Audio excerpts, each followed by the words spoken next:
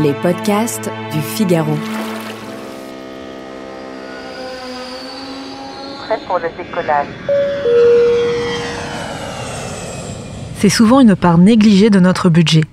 Ces petites sommes que l'on dépense par-ci par-là, pas toujours prévues et surtout qui peuvent faire mal quand on est radin. Vous l'aurez sûrement deviné, je vous parle ici du pourboire. Parfois obligatoire, souvent conseillé dans certains pays, tantôt mal vu dans d'autres, difficile de s'y retrouver parmi toutes ces coutumes pécuniaires. En France, on pourrait dire qu'on est mi-figue mi-raisin, ni trop généreux, ni trop radin. En même temps, quand on va au restaurant, tout est compris dans la note. Le pain, la carafe d'eau et le service. Le pourboire, on l'envisage quand c'est vraiment excellent. Mais qu'en est-il des autres pays ? Eh bien, il n'y a pas vraiment de règle unique en la matière.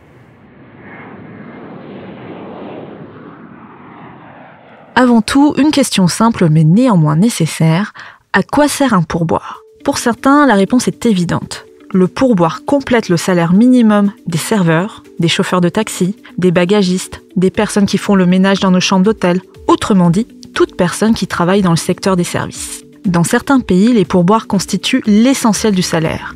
Et en donner un, c'est témoigner de la bonne qualité d'un service, mais aussi permettre à la personne d'être rémunérée de manière décente. Aux États-Unis et au Canada, ne pas laisser de tips, c'est vu d'un très mauvais œil. On l'exige presque, mais celui-ci peut s'avérer onéreux. Comptez en moyenne entre 15 et 20% de la note finale au restaurant.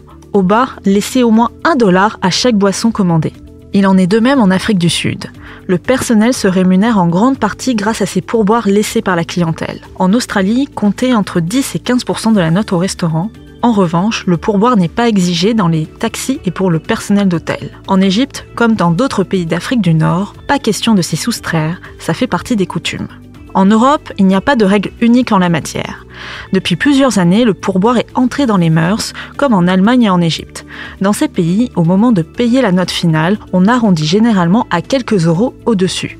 A contrario, au Portugal et en Irlande, on n'attend pas forcément de pourboire. Pour d'autres pays, on va fonctionner sur un système proche de celui des États-Unis. Au Royaume-Uni, de plus en plus de restaurants incluent les frais de service dans la note finale. Ils représentent en moyenne 10 à 15% de l'ensemble des consommations. Du côté des taxis, le montant est également compris entre 10 et 15%. En Italie, le servizio est inclus dans la plupart des restaurants italiens. On retrouve également le terme de coperto qui signifie couvert. Cela fait référence à une vieille tradition. Avant, on venait avec son pain, son vin et ses couverts pour ne payer que le repas. Même si aujourd'hui on n'apporte plus rien, le terme de coperto est quant à lui resté. Cela représente entre 1 et 3 euros supplémentaires par personne. Mais un pourboire est toujours bienvenu. De même, à l'hôtel, bagagistes ou concierges peuvent recevoir 1 ou 2 euros en guise de remerciement. En Asie, on est dans une tradition assez différente. Donner de l'argent en plus peut être pris comme une offense, voire comme un acte de charité pour la personne qui vous sert. Dans le pays, la règle est simple, tout service doit être bien rendu et donc pas besoin de pourboire pour notifier de la qualité de l'accueil. À part ces quelques exceptions, faire preuve de générosité est toujours bien vu. En la matière, les Allemands et les Américains se distinguent. Selon une étude de l'Institut de sondage YouGov, ils sont les plus enclins à donner un pourboire. Et les Français ? Surprise, on n'est pas aussi radin que notre réputation le laisse penser. Les Danois et les Italiens font souvent preuve de bien plus de pingrerie.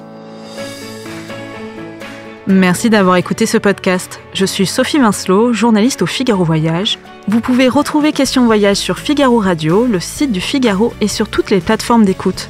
À bientôt.